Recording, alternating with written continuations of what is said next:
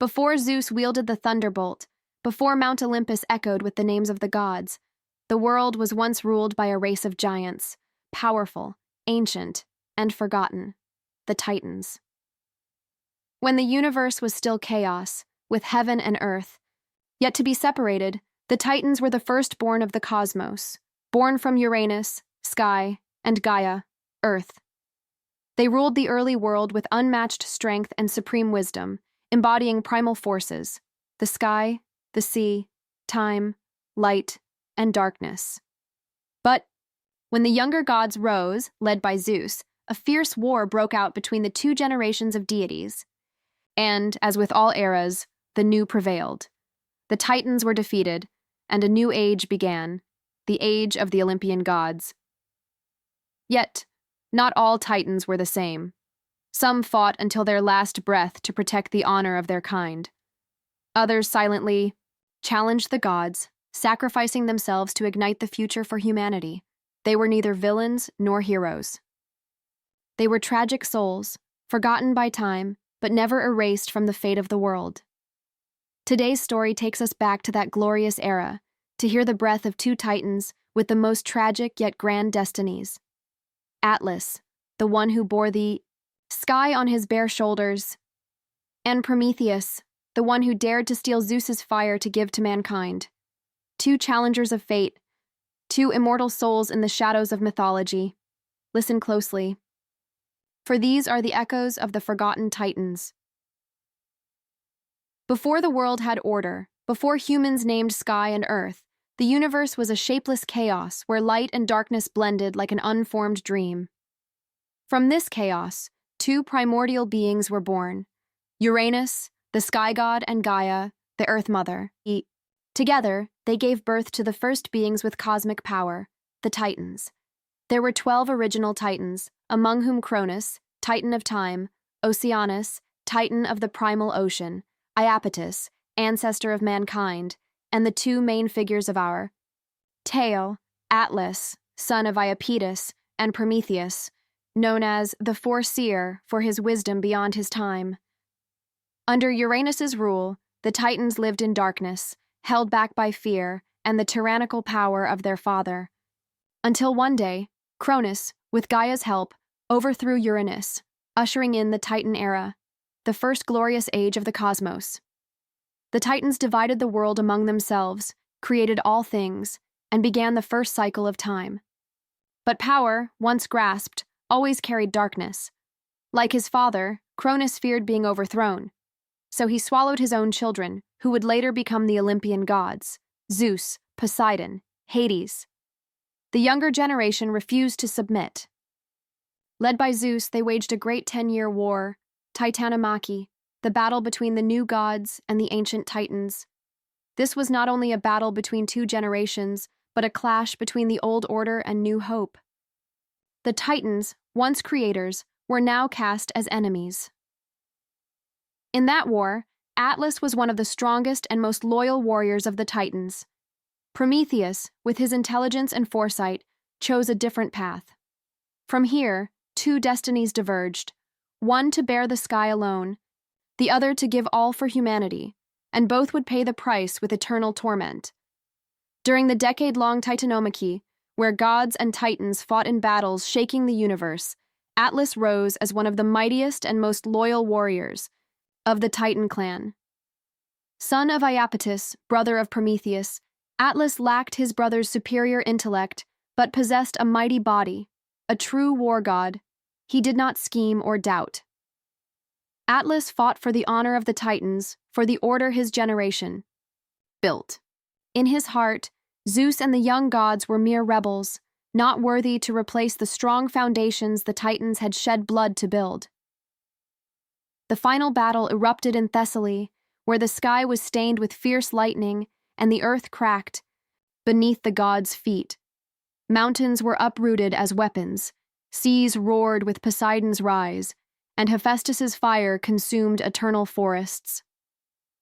Atlas, towering to the clouds, confronted the Olympians with immense strength. He was the last symbol of the Titans, not yielding, never retreating. But when Cronus fell and the Titans were sealed or banished, Atlas could not escape Zeus's judgment, yet Zeus did not kill Atlas. No. The thunder god's punishment was not death, but eternal torment. Zeus commanded Atlas to bear the sky forever, on his shoulders, separating heaven and earth, a punishment both physical and spiritual. His place was not among crowds, not at Olympus or Othrys Peak, but at the edge of the world. The ancient Greeks called it the far west, near the endless ocean. From then on, Atlas stood there, motionless, steadfast like a living mountain, with the sky weighing heavily upon him. No one heard his sighs. No one felt the pain of his hardened muscles or the neck that never raised to see the blue sky. No one came to share the loneliness of one forgotten by the world. He did not cry, for Titans were not allowed tears. But deep within, Atlas died a little with every moment. Centuries passed, millennia. Human empires rose and fell. The gods of Olympus faded in human memory. But Atlas remained, steadfast as the day he was cursed. His shoulders bore countless storms. His back grew harder than stone, yet his soul remained that of a forgotten warrior. It is said that in a rare moment, standing beneath the western starry sky, you can feel an invisible weight pressing on your soul. That is the burden Atlas carries, a weight unseen but still present, silently. Even later, gods sought Atlas. In another legend, Heracles borrowed his strength to complete one of the 12 labors. For a brief moment, Heracles bore the sky, and that was the only time Atlas felt freedom after thousands of years. But even then, Atlas refused to cast off the burden. Given the chance to leave, he chose to take the sky back, as if it was no longer a punishment, but his destiny. For sometimes, what makes a god is not power, but the acceptance of fate. With head held high, among the Titans, few were as unique as Prometheus, Atlas's brother of a different mind. Unlike other Titans who relied on strength to oppose the younger gods, Prometheus carried a far greater gift: wisdom and foresight beyond time. From the start of Titanomachy, Prometheus saw what few dared admit: the Titans' defeat was inevitable. Not because they were weaker, but because they represented a past era, a order no longer suited to the flow of the future.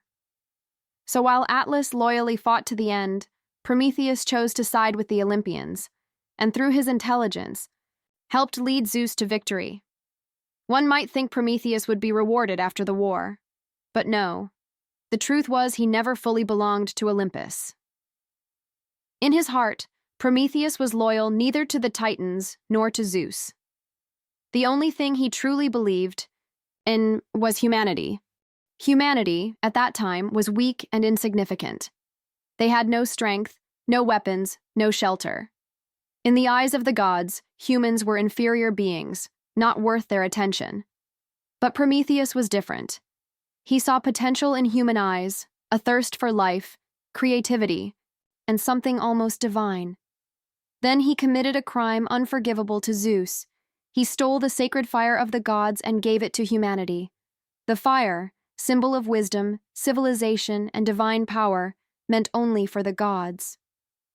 When the first flame lit in human hands, darkness receded, and the night lost its fear.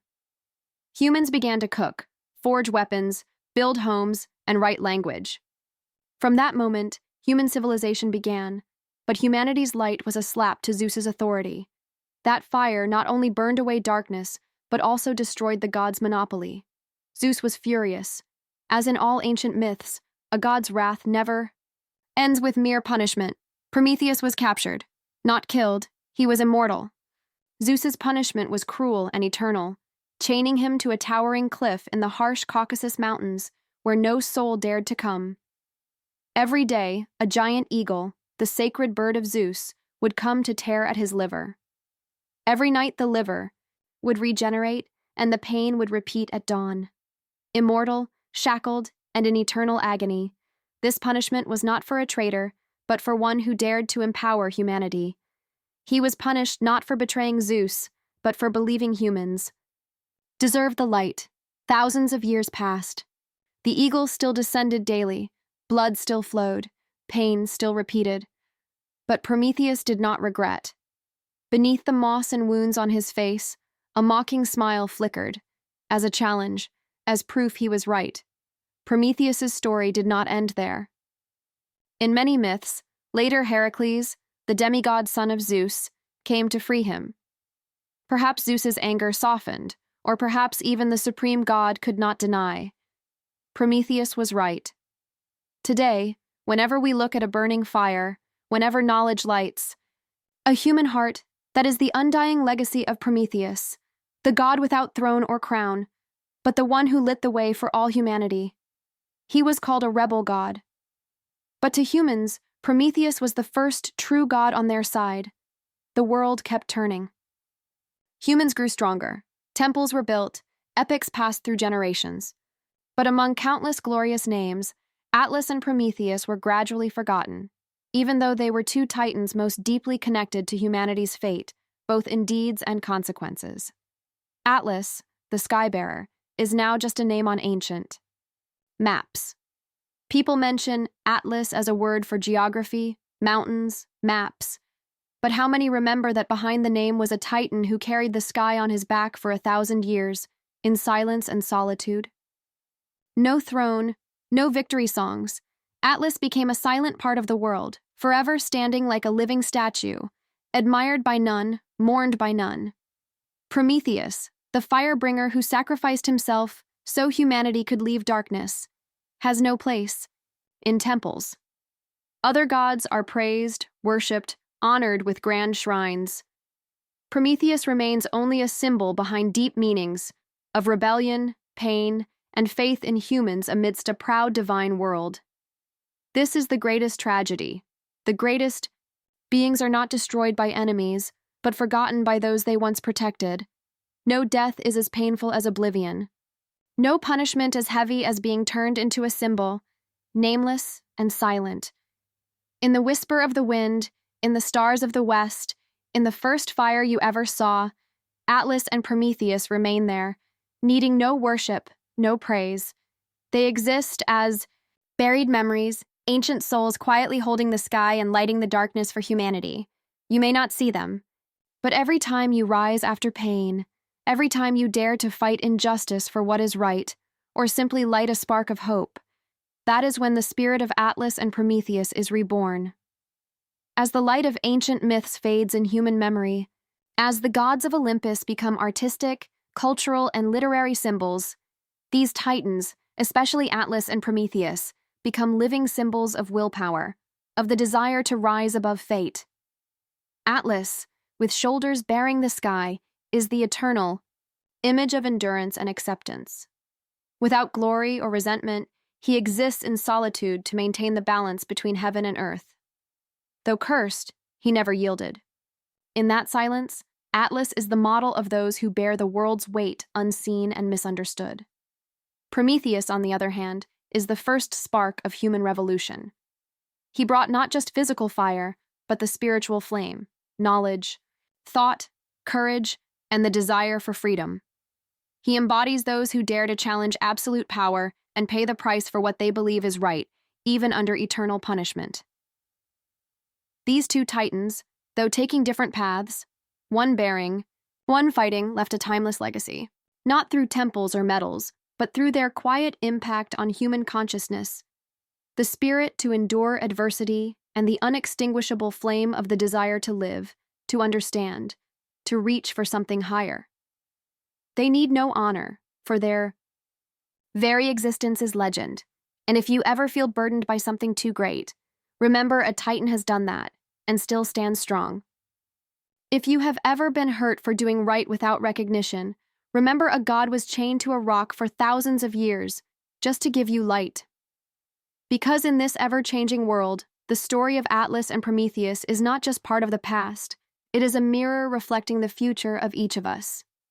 Thank you so much for taking the time to watch the video. If you found the video helpful and interesting, don't forget to like, subscribe, and turn on the notification bell so you won't miss any future videos. Wishing you a wonderful day, and see you in the next video.